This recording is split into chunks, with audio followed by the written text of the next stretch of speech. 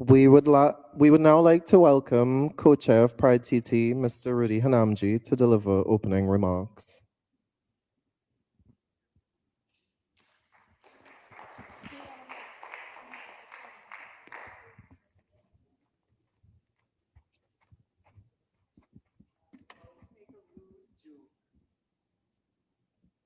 But we're live. Good evening, everyone.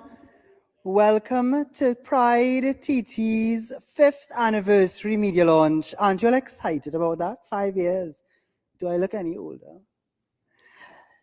4 years ago, when many of you all started with us on this journey, little could we dream of where we would be today. I remember when I first started in activism in Trinidad and Tobago when I was 15, 16 years old.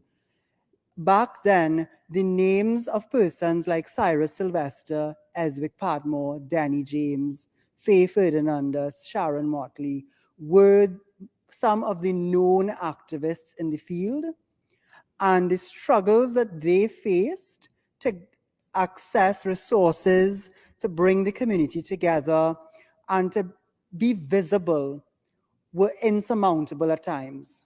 But they endured. And when Jason brought his case against the state, we all came together in a show of grand unity like had never been seen before in Trinidad and Tobago. And there were many varying points of view around that action. But one thing was certain, that it was a moment in time when we had to make a decision as a community whether we would truly stand together or sit back and allow others to continue to do the work for us. And after many sleepless nights of mobilization by many of us, you all saw what happened outside that courtroom in Parliament that year. And when we all returned after the court to Kaiso House, there was this immediate depression that set in, because it dawned on us that we really didn't know how to answer the question of, well, what now?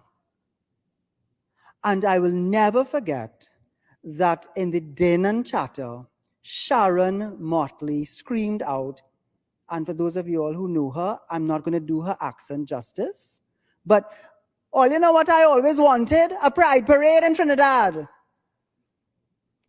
And in that moment, a spark was ignited. Colin had asked me to come back to the advocacy world after a hiatus to assist with the mobilization efforts. And even I myself thought I would enter for a brief moment and then return to my regularly scheduled programming. But when Sharon announced that dream of hers, it reminded me of something that I had tried to do called the Gay Caucus some years before.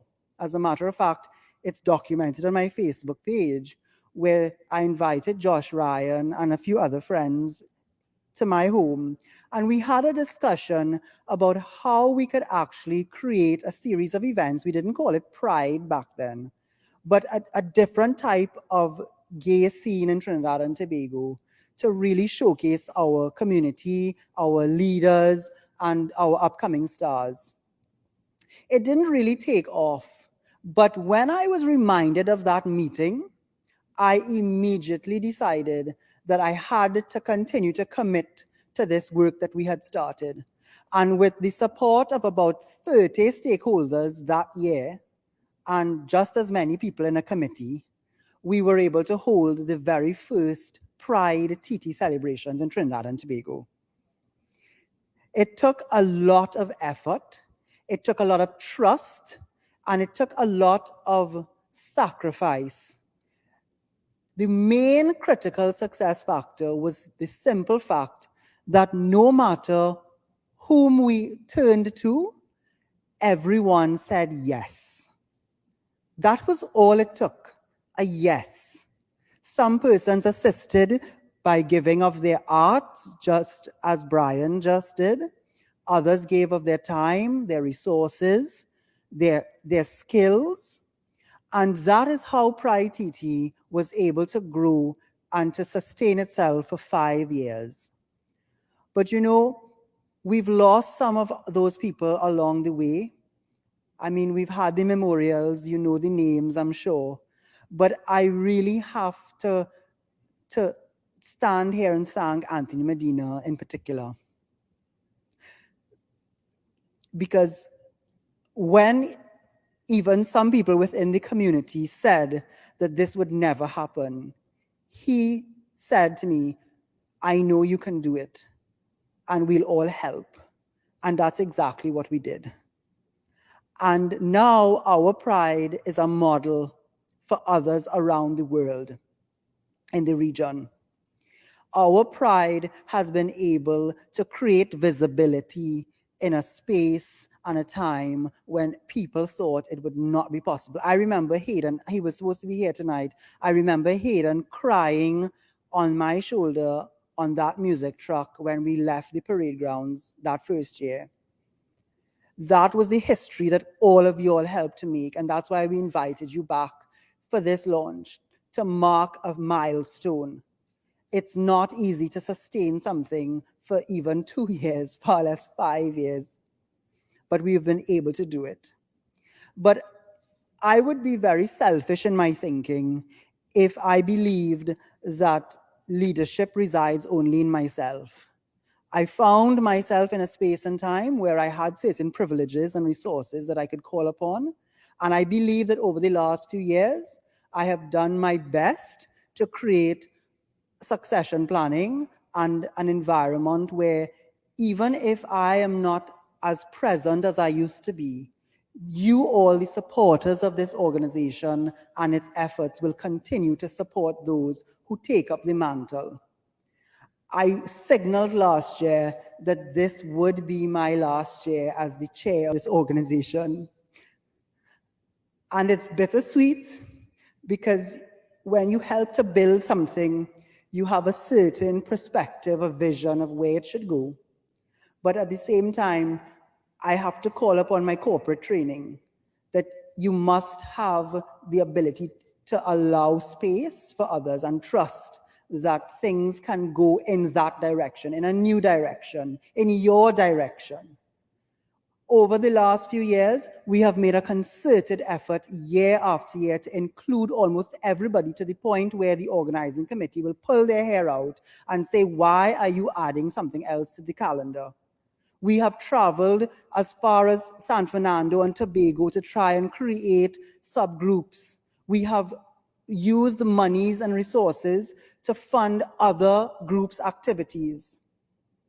So the best way I thought I could say goodbye was to use whatever resources I had this year to help relaunch Pride coming out of COVID, and to work with the team to host the conference that we had earlier this morning that some of you all heard about.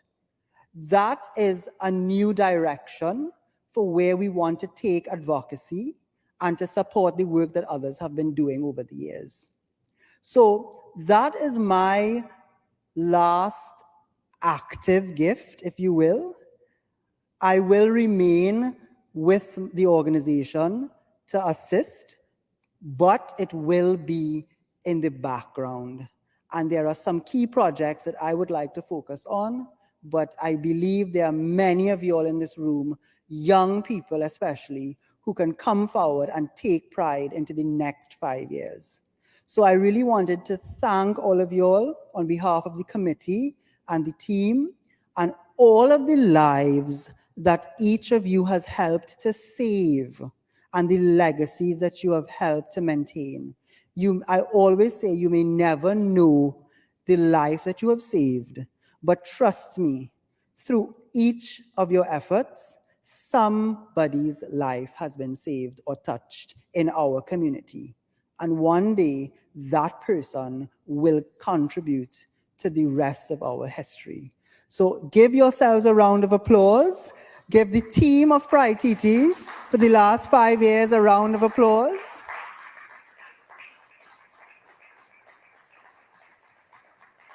And I want to give a special round of applause to my partner, Kate Smith.